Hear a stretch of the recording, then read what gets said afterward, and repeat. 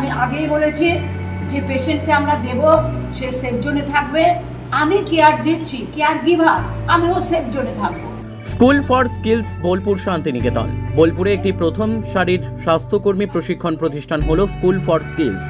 এই প্রতিষ্ঠানে বিশেষজ্ঞ প্রশিক্ষক ও অভিজ্ঞ ডাক্তাররা প্রশিক্ষণ দিয়ে থাকেন ছাত্রছাত্রীদের। স্বাস্থ্যকর্মী প্রশিক্ষণের অন্যতম সেরা প্রতিষ্ঠান। সর্বভারতীয় ক্ষেত্রে প্রশিক্ষিত স্বাস্থ্যকর্মীর অভাব রয়েছে। স্বাস্থ্য পরিষেবায় গুণগত মান এবং প্রসারের ক্ষেত্রে এটি একটি বড় অন্তরায়। তাই কিছু বিশেষজ্ঞ ও অভিজ্ঞ ডাক্তাররা তৈরি করেছিলেন এই school for skills allied health sciences. আজ এই প্রতিষ্ঠান বিস্তার লাভ করেছে ভারতবর্ষের 6টি রাজ্যে। এই সাফল্যের পেছনে সবচেয়ে বড় অবদান রয়েছে ছাত্রছাত্রীদের স্বাস্থ্য ক্ষেত্রে কর্ম সাফল্য। এই প্রতিষ্ঠানের লক্ষ্য উন্নত মানের প্রশিক্ষণের মাধ্যমে স্বাস্থ্যক্ষেত্রে কর্মোপযোগী স্বাস্থ্যকর্মী গড়ে তোলা। এই লক্ষ্য অর্জনের জন্য ভারতের বিভিন্ন রাজ্যের শিক্ষা প্রতিষ্ঠান তৈরির মাধ্যমে ছাত্রছাত্রীদের উন্নত গুণমানের ও সময়োপযোগী স্বাস্থ্য বিষয়ক প্রশিক্ষণ প্রদান করা। আধুনিক পরিকাঠামো তৈরি করে যুবক যুবতীদের জ্ঞান ও দক্ষতার বিকাশ। স্বাস্থ্য পরিষেবা বিষয়ক কর্মসংস্থানমুখী বিভিন্ন সার্টিফিকেট ও ডিপ্লোমা কোর্স পড়ানো হয়। প্রশিক্ষণের গতানুগতিক সীমানা ছাড়িয়ে জীবন বদলানো এই প্রতিষ্ঠানের মূল লক্ষ্য। এই প্রতিষ্ঠানে প্রশিক্ষণ শেষে কর্মস্থানের সুযোগ। Bolpur super market. বিশদে জানতে যোগাযোগ করুন। কাজী আমিরুল ইসলামের রিপোর্ট, এস নিউজ বাংলা। আমি এখানে এমার্জেন্সি মেডিকেল টেকনিশিয়ানের কোর্স করছি। কতদিনের কোর্স? এটা 1 বছরের 6 মাস প্র্যাকটিক্যাল হবে আমাদের, আর 6 মাস থিওরি। কেমন লাগছে? খুবই ভালো লাগছে। আমাদের ম্যাম, যে প্র্যাকটিক্যালের যে ম্যাম আছে, উনি খুবই ভালো আমাদের পড়ান, প্র্যাকটিক্যাল দেখান।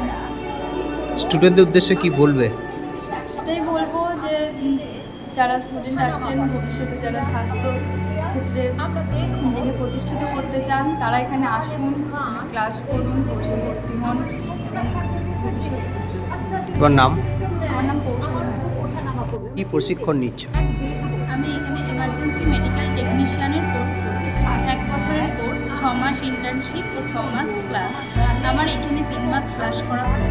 আমাদের এখানে ক্লাস খুব যত্ন সহকারে করানো হয় এবং প্রতিটা প্র্যাকটিক্যাল আমাদের ম্যাম আমাদের হাতে ধরে শেখান। কেমন লাগছে? আমার এখানে ভর্তি হয়ে খুবই ভালো লাগছে। কি বার্তা দেবে? আমি চাইবো যে যদি কেউ ক্লাস 10 বা 12-এর পরে যদি ফিউচার নিয়ে কোনো কিছু ভাবতে চায় বা নিজেদের কিছু ইনকাম করার পথ খুঁজতে চায়, তাহলে আমি অবশ্যই বলবো আমাদের এইখানে প্যারামেডিক্যাল লাইনে আসতে পারে। নাম ও পরিচয়? আমার নাম হচ্ছে অপন্তিকা রায়, শিউরি সুভাষপল্লিতে। এখানে প্যারামেডিক্যাল কোর্সের প্রশিক্ষণ দেওয়া হয়। কতদিন ধরে দেওয়া হচ্ছে? কতগুলো ছেলে মেয়ে পড়াশোনা করে এবং কি সুযোগ পায়? School for skills allied health sciences প্রতিষ্ঠিত হয়েছিল 2013 সালে। বিগত 12 বছর ধরে আমরা সারা ভারতবর্ষে 6টি রাজ্যে 5000-এরও বেশি ছাত্রছাত্রীকে প্রশিক্ষণ দিয়েছি বিভিন্ন প্যারামেডিক্যাল বা অ্যালাইড হেলথ প্রফেশনাল এই কোর্সগুলিতে। বর্তমানে আমাদের ছাত্রছাত্রীরা আমাদের বিভিন্ন সেন্টার থেকে প্রশিক্ষিত হয়ে ভারতবর্ষের 80টিরও বেশি হাসপাতালে চাকরি করছেন। আমরা 2 ধরনের প্রোগ্রাম অফার করি, একটি সার্টিফিকেট লেভেল প্রোগ্রাম আর একটি ডিপ্লোমা লেভেল প্রোগ্রাম। বর্তমানে আমরা 6টি সার্টিফিকেট কোর্স অফার করছি, যেগুলির সময়সীমা 6 মাস থেকে 12 মাস, এবং 3টি ডিপ্লোমা কোর্স অফার করছি যার সময়সীমা 2 বছর। ক্লাস 10 পাস করা ছাত্রছাত্রীদের জন্য একটি কোর্স রয়েছে এবং বাকি প্রত্যেকটি কোর্সই ক্লাস 12 পাস করা ছাত্রছাত্রীদের জন্য। আজকে সম্পর্ক দিবস উদযাপন করলাম আমরা school for skills allied health sciences বোলপুরে, এবং এই সম্পর্ক দিবসের মাধ্যমে আমরা মানুষকে জানালাম স্বাস্থ্যক্ষেত্রে চাকরির বিপুল সুযোগের বিষয়। আমরা জানি যে হাসপাতাল ক্ষেত্রে চাকরির অফুরন্ত সুযোগ রয়েছে। কাজেই যে সমস্ত ছাত্রছাত্রীরা ক্লাস 10 এবং ক্লাস 12 পাস করার পর তাদের ভবিষ্যৎ কি হবে এই নিয়ে পরিকল্পনা করছে, তাদের জন্য সুযোগ নিয়ে এসেছে school for skills allied health sciences. আমি প্রত্যেক ছাত্রছাত্রীকে অনুরোধ করব যে আপনারা আমাদের সেন্টারে ভিজিট করুন, বোলপুর সুপার মার্কেট 2য় তলায়, এবং স্বাস্থ্যক্ষেত্রে যে বিপুল সুযোগ রয়েছে চাকরির সেই বিষয়ে আপনারা জানুন এবং আপনাদের ভবিষ্যৎ এই ক্ষেত্রে উজ্জ্বল করার দিকে এগিয়ে যান। আপনার নামও পরিচয়? আমার নাম ডক্টর বিকাশ। এইখানে একটা ভাল্ব আছে তোমরা জানো, আর এটা হচ্ছে মাস্ক হলো। আমার যদি থাকে ভালো 1 মিনিট ধরে 100 থেকে 120 বার চেস্ট কম্প্রেস করব। কতবার করব? 1 মিনিটে 100 থেকে 120 বার চেস্ট কম্প্রেস করব। চেস্ট কম্প্রেস অ্যাডাল্টদের সেটা হচ্ছে basic life support. Basic life support বলতে আমরা কি বুঝি হঠাৎ করে কোনো ইমার্জেন্সি অ্যারাইজ করলে পেশেন্টের স্বাস্থ্য পরিষেবা দিয়ে যে প্রাণে বাঁচায় সেটাই বেসিক লাইফ সাপোর্ট। এখানে কিন্তু আমার ডাক্তার হওয়ার দরকার নেই বা নার্সিং স্টাফ হওয়াই এসেনশিয়াল নয়। যেমন ব্লিডিং হলে চেপে ধরাটা আমরা জানি, চেপে ধরে ব্লিডিং কন্ট্রোল করি। আজকে যেটা দেখাবো সেটা হচ্ছে CPR। CPR এর কথা হচ্ছে cardio, C for cardio, P for pulmonary, R for resuscitation. Clear? তাহলে যে আমরা প্রতিনিয়ত দেখছি হঠাৎ করে হার্ট অ্যাটাক হচ্ছে এবং মারা যাচ্ছে, আমরা যদি এই বেসিক নলেজটা থাকে যে হার্টটা স্টপ হয়ে গেছে, তোমরা ধরো কার হার্টের মাসেলকে ব্লাড সাপ্লাই দেয় করোনারি আর্টারি, বিভিন্ন কারণে করোনারি আর্টারি ব্লকেজ হতে পারে, অর্থাৎ মায়োকার্ডিয়ামে ব্লাড সাপ্লাই পেলো না, করোনারি আর্টারি ব্লক হয়ে গেছে, হার্ট কাজ করতে পারছে না, স্টপ হয়ে গেল। তাহলে হার্ট স্টপ মানে সারা শরীরে অক্সিজেনপূর্ণ ব্লাড আমার ছড়িয়ে পড়ছে না। তোমরা জানো যে হার্টই আমার শরীরে অক্সিজেনপূর্ণ ব্লাড ছড়িয়ে দেয়। সেখানে আমি কী করব? হঠাৎ করে কোলাপস হয়ে গেলে আমরা রুগীকে সঙ্গে সঙ্গে নিয়ে একটা সেফ জোনে নেব। সেফ জোন মানে সমতল জায়গা, সেটা ঘাস হতে পারে, মাটি হতে পারে। আমরা এখানে টেবিলে ডেমো দিচ্ছি, অ্যাকচুয়ালি কিন্তু আমি ফিল্ডে আমি এরকম টেবিল পাবো না, আমাকে সেখানে ফার্স্ট ফ্লোর, রাস্তার সাইড।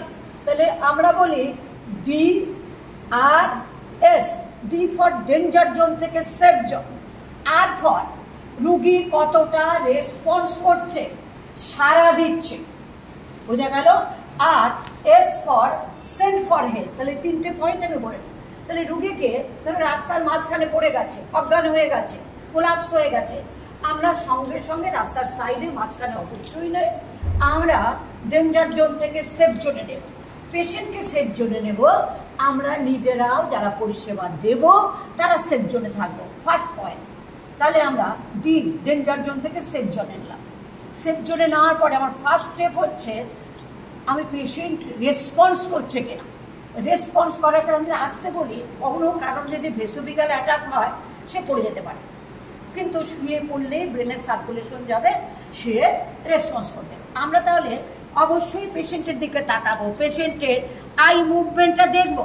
আই মুভমেন্ট একটা ভাইটাল পয়েন্ট। পেশেন্ট যদি চোখ খুলে তাকায়, তার যদি মুভমেন্ট হয়, তাহলে পেশেন্ট রেসপন্স করছে। আমরা কি করব? এইভাবে শোল্ডারটা ধরবো, ঠিক আছে? শোল্ডার ধরে খুব লাউডলি মানে চিৎকার করে বলবো, আপনি কি বলছেন, আপনার কি হয়েছে, আমার কথা কি শুনতে পাচ্ছেন? এইভাবে যদি জোরে বলি রুগী কিন্তু রেসপন্স করবে, যদি তার হার্ট ব্লক না হয়ে থাকে। যদি ভেসোভিগাল অ্যাটাক হয় রেসপন্স করবে। তাহলে আমি দেখলাম রুগী রেসপন্স করছে। নেক্সট স্টেপ আমি তখন করব, আমাদের সবার কাছে অ্যান্ড্রয়েড ফোন আছে, আমরা অ্যাম্বুলেন্সকে কল করে দেবো।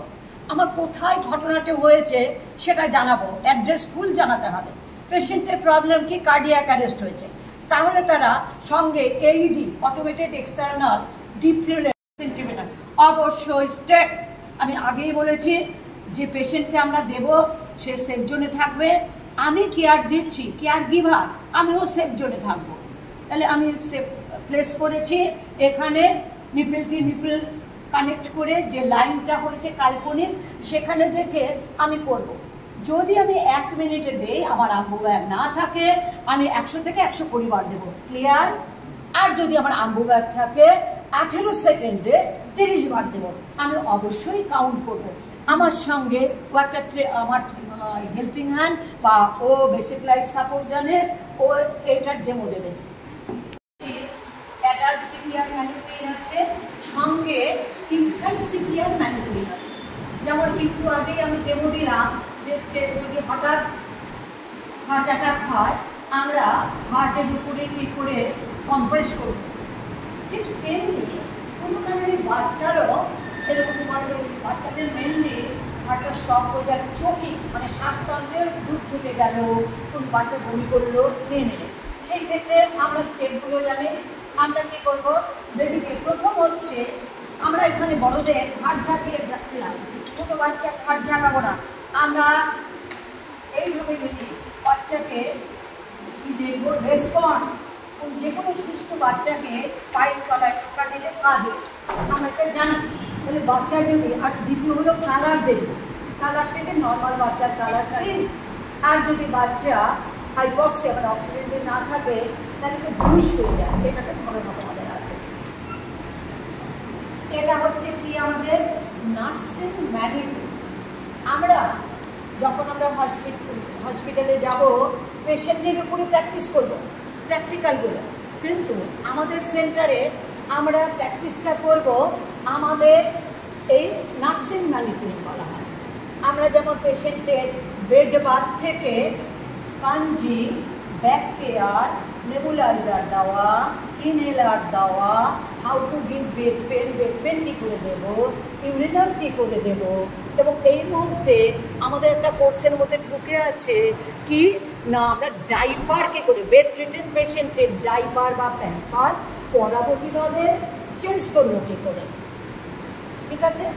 আর প্রত্যেকটি কিন্তু প্র্যাকটিক্যালের প্রতি মানে বেসিক পেশেন্ট কেয়ার আমরা সকালে ঘুম থেকে উঠে যা যা করি, আমরা বিছানা ক্লিন করি, বিছানা একদম টাইডি করি, মুখ ধুই, দাঁত ব্রাশ করি। হাতে এই মুহূর্তে দেখতে পাচ্ছি ওটা লাল বোর্ড, একদম প্লেট। এই বোর্ডটার কি বোর্ড বলা হয়, স্পাইন বোর্ড। অর্থাৎ তখন যদি কোনো ব্যক্তি স্পাইনাল কর্ড ইনজুরি হয়, স্পাইনাল কর্ড সকলের ধারণা তোমাদের রয়েছে, তোমাদের সেন্টার সিস্টেম করানো হয়েছে, অ্যানাটমি করানো হয়েছে। আচ্ছা, পেশেন্টের যে মুভমেন্ট কম হয়, এই বোর্ডে আমরা বলি পেশেন্টকে পাশ ফেরাবো, বোর্ডটা দেবো, পেশেন্টটার পাশ ফিরিয়ে বোর্ডে তুলবো। অবশ্যই এখানে বেল্ট আছে, যেমন আমরা বেল্ট দিয়ে পেশেন্টকে কী করবো, বেঁধে দেবো যাতে পেশেন্টের মুভমেন্ট না হয়।